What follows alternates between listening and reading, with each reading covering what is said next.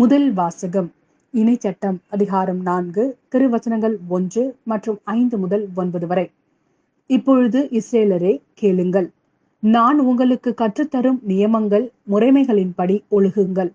அதனால் நீங்கள் வாழ்ந்து உங்கள் மூதாதையரின் கடவுளாகிய ஆண்டவர் உங்களுக்கு கொடுக்கும் நாட்டிற்கு சென்று அதை உரிமையாக்குவீர்கள்.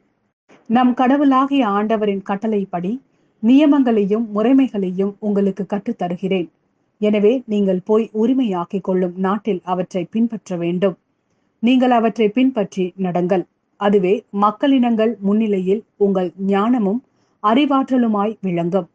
இந்த நியமங்களை கேள்வியுறும் அனைவரும் உண்மையில் இப்பேரினம் ஞானமும் அறிவாற்றலும் கொண்ட மக்களால் ஆனது என்பர். நாம் குரல் எழுப்பும் போதெல்லாம் நம் கடவுளாகிய ஆண்டவர் நம்மோடு உள்ளார். அவரை போல் மக்களுக்கு மிகவும் நெருங்கிய கடவுளை கொண்ட வேறு பேரினம் ஏதாகிலும் உண்டா? நான் இன்று நேர்மை மிகு சட்டங்களை உங்களுக்கு தந்துள்ளேன்.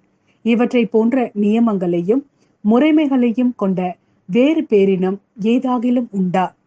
கவனமாய் இருங்கள். உங்கள் கண்களால் நீங்கள் கண்ட அனைத்தையும் மறந்து போகாதபடி உங்கள் இதயங்களில் காத்து கொள்ளுங்கள். உங்கள் வாழ்நாள் முழுமையும் நீங்கள் அவற்றை மறக்க வேண்டாம்.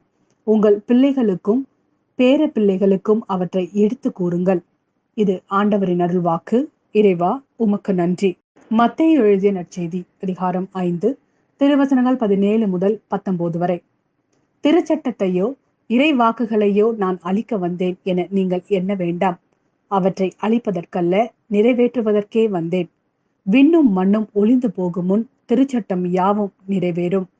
அதன் ஒரு சிற்றெழுத்தோ ஒரு புள்ளியோ ஒளியாது என உறுதியாக உங்களுக்கு சொல்கிறேன்.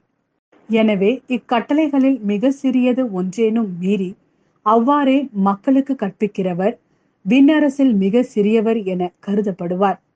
இவை அனைத்தையும் கடைபிடித்து கற்பிக்கிறவரோ விண்ணரசில் பெரியவர் என கருதப்படுவார்.